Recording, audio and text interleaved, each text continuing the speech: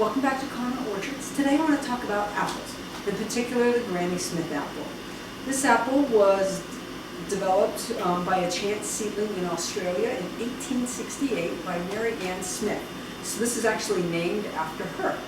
Everyone knows the Granny Smith to be a tart apple. So part of that tartness comes from how ripe or how unripe it is.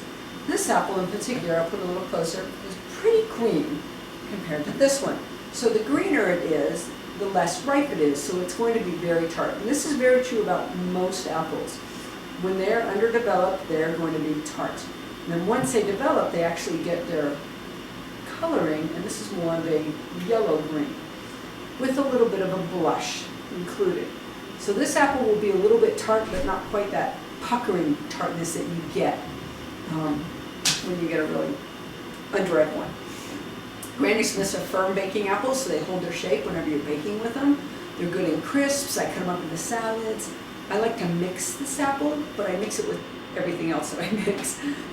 Applesauce, apple salads, apple butter. I'm doing right now some apple butter, and I'm mixing this in with one other apple that we have. The Granny Smith likes a light frost, but it doesn't like a freeze.